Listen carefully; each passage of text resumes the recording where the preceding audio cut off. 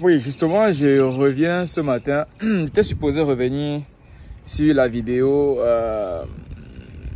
qui énumère ces boulots-là que, en arrivant ici aux États-Unis, tu puisses gagner ta vie décemment, être à ton compte et pouvoir avoir assez de moyens pour investir dans quel que soit le projet. Après la vidéo que j'ai postée il y a cela quelques temps, si vous ne l'avez pas encore vue, c'est celle qui parle des métiers dont vous pouvez apprendre à partir de nos pays locaux en Afrique, parce que je parle plus aux Africains, et qu'on peut développer lorsqu'on arrive ici. Donc j'ai promis que je devais faire une autre vidéo qui parle de ces 3 métiers que, en arrivant ici, que lorsque vous serez ici, vous pouvez vraiment réussir. Mais nous avons Priska qui est dans notre groupe, qui a posé un souci sur la table, et le frère Jocelyn aussi qui a appuyé cela. Donc Priska qui est au Gabon, hein, donc dans le groupe vous saurez exactement de qui il est question. Donc Priska qui vit au Gabon et a son petit ami qui est français, et avec lui, elle aimerait aller passer les vacances du côté de New York, et qui nous confirme que c'est lui qui va s'occuper de tous les frais, c'est lui qui va faire les réservations, bon, c'est lui qui la supporte, c'est lui qui est le sponsor et qui va faire tout le nécessaire. Elle en France, voilà, elle est gabonaise, mais elle est en France. Et du coup, elle est gabonaise, donc elle n'est pas française, mais lui, il est français.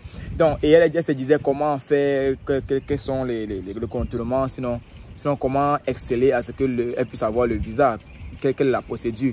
Déjà, il faut rappeler à Priska que la procédure est la même, comme si elle était du côté du Gabon. Elle doit demander un visa du côté des États-Unis comme visiteur, on va dire visiteur, B1, B2, le visa B1, B2 du côté des États-Unis. Mais la différence, c'est que c'est son petit ami, c'est son fiancé, quelle que soit la personne que c'est son ami, son petit ami qui va sponsoriser, financer et s'occuper de tout. Donc ça, il devrait pouvoir faire des réservations, pouvoir prouver qu'elle sera couverte et prise en charge, et pouvoir lui donner tous ces éléments-là avec une lettre d'accompagnement, une lettre de motivation, une lettre qui démontre que oui, je suis tel, qui voyage avec tel, pour telle période, pour telle destination, parce qu'elle est ma copine et on va s'amuser, ou alors on va même on va en vacances. Donc c'est tout à fait normal. Mais lui par contre, parce qu'il est français, il faut le rappeler, parce qu'il est français, il doit remplir l'ISTA, qui est un document en ligne, parce que les Français ont l'autorisation de rester aux États-Unis pendant 6 mois sans autorisation, sans visa en fait, c'est ça. Mais ils ne peuvent pas travailler bien sûr parce qu'ils ne sont pas américains. Mais il y a ce partenariat, ce visa free entre la France et les États-Unis, où ils peuvent rester pendant 6 mois sans souci. Donc tout ce qu'il a fait, c'est d'aller en ligne et remplir la documentation ISTA en ligne. Il saura exactement de quoi il s'agit. Et avec la réservation d'hôtel qu'il a prise, il a besoin de mettre cette réservation d'hôtel, prouver que voilà, je vais à New York, je serai à tel endroit pour tel nombre de périodes. C'est tout. C'est pas une demande, c'est juste une déclaration. Il veut savoir si quelque chose se passe, tu es où. Ok, ça c'est pour son petit ami. Et pour elle, étant son support, son backup, il va devoir prouver et lui donner les preuves, et c'est à elle de trouver le rendez-vous à l'ambassade des États-Unis en France.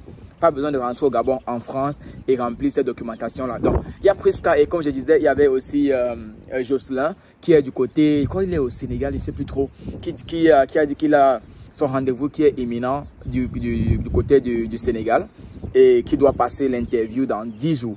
Alors, le frère Jocelyn, rassure-toi que tu as rempli et que tu as respecté toutes les conditions imposées par le site, pour ne pas dire le gouvernement américain, en tant que visiteur, que tu as toutes tes preuves, donc où tu vas, combien de temps tu vas faire, qui s'occupe de ton voyage, les finances, tu fais quoi, qu'est-ce qui va prouver que tu vas retourner dans ton pays. Voilà, donc j'ai fait plusieurs vidéos déjà qui parlent des questions qui reviennent lors des interviews, de comment répondre, de comment se comporter. Et particulièrement, aujourd'hui, j'aimerais ajouter à cela les réseaux sociaux. Parce que comme là maintenant, je me retrouve sur les réseaux sociaux, eux aussi, ces agents d'immigration et autres, nous suivent. lorsqu'on dépose les dossiers, ils tapent nos noms et voient si nous existons sur les réseaux sociaux. Et ils ont des applications, ils ont des outils, des outils plus sophistiqués que nous. Donc, s'il y a quelque chose de caché, de supprimé, de n'importe quoi de notre vie, ils auront ces informations. Donc, faisons attention sur ce qu'on pose sur les réseaux sociaux, surtout quand ça peut être dénigrant, ça peut être violent, ça peut être insultant, ça peut être ça peut nous nuire à la langue. Donc faisons attention et n'allons pas dire quelque chose qui n'est pas la vérité. C'est ça que j'ai voulu parler de ces deux cas-là et j'espère que ça va parler que ça va répondre à d'autres questions, à ces frères-là qui sont du côté de l'Europe, qui veulent venir aux États-Unis et se disent comment faire pour devenir chauffeur camionneur aux États-Unis et tout. Oui, venir est une chose, vous pouvez voyager et tout, mais vous ne pourriez pas être chauffeur camionneur, travailler en tant que chauffeur camionneur parce que vous n'avez pas l'autorisation de travailler. Donc, il faut changer le statut. La seule chose pour travailler aux États-Unis, si tu ne viens pas avec la green card ou bien le regroupement familial, tu dois changer de statut. Avoir la résidence permanente, avoir l'asile, être marié, avoir tous les statuts légaux de rester, vivre, travailler aux États-Unis. Tu dois devoir changer cela. Et voilà, donc c'est ça que j'ai voulu partager avec vous. N'hésitez pas si vous avez des questions, si vous avez des préoccupations, si vous pensez que je peux vous aider, que je peux vous accompagner, je peux vous assister.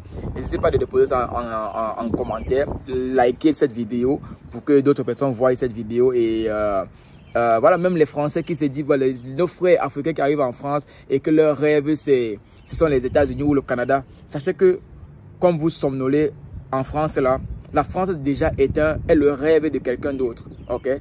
Quelqu'un d'autre est en train de rêver en Afrique, en train de dormir en Afrique et rêver la France. Pendant que vous êtes en France et vous somnolez, mais vous rêvez plutôt les États-Unis. Donc, c'est une grâce déjà aussi de traverser. C'est une bénédiction, d'autres une simple chance parce qu'on sait ce qu'on vit en Afrique et quand il y a l'opportunité de travailler ailleurs, on part, on s'éduque, on travaille, on saisit l'opportunité pour développer notre Afrique, pour développer notre pays, pour ne pas dire notre famille. Ok, on connaît nos bases, on connaît nos sources, ne jamais les oublier.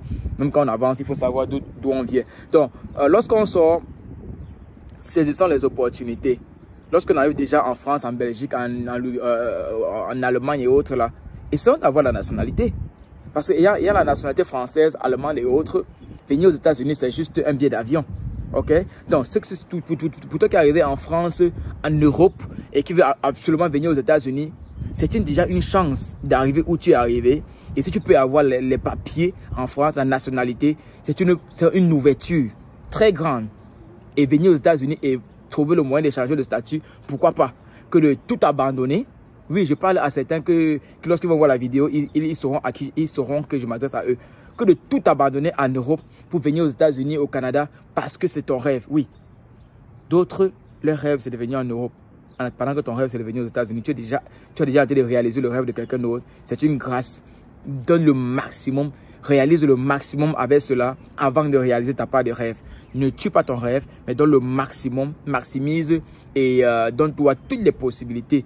Coche toutes les cases possibles avant d'avancer. Sinon, écoutez, hein, à chacun sa chance. Donc, sur ce, moi je vous dis merci de vous abonner, merci de m'encourager, merci de nous encourager parce que Petit Voyageur aujourd'hui c'est un groupe, ce sont des personnes qui se mettent devant pour aider, assister, conseiller, soutenir. Donc toi tu te connais, si tu t'identifies comme un petit voyageur et que pourquoi pas demain tu peux faire ce que je suis en train de faire, ça serait vraiment super. Qu'il y ait d'autres Sergio, s'il y a des Alexandre, des Thibaut, il y a des... Mais nous sommes tous des petits voyageurs et l'objectif, la vision ici étant de réduire au maximum les risques de perdre sa vie au nom du voyage. Ok? Découvrons le monde, saisissons les opportunités, rassemblons au maximum du possible, mais évitons de mourir dans la mer, dans l'océan, dans la forêt ou bien dans le désert parce qu'on cherche l'Eldorado. Il y a des moyens aussi faciles. C'est pour ça que j'ai fait cette vidéo aussi pour vous faire savoir que oui, c'est facile de voyager. Juste cette information que je partage chaque jour, ça aide plusieurs parmi nous. On va parler de la loterie américaine dans les jours à venir parce que le 6 mai, c'est dans les jours à venir d'aujourd'hui que j'ai fait cette vidéo. On va parler de la loterie américaine, donner le maximum de chances ou de conseils aux gens d'éviter les erreurs et réaliser leurs rêves américains. Ah oui, Sergio, c'est moi, l'un des petits voyageurs. Aujourd'hui, c'est une famille. Je vous dis merci quand vous me dites merci. c'est l'Afrique qui gagne, c'est le Cameroun qui gagne, c'est le monde qui gagne. Restons positifs et surtout restons bénis aussi. Allez, à plus.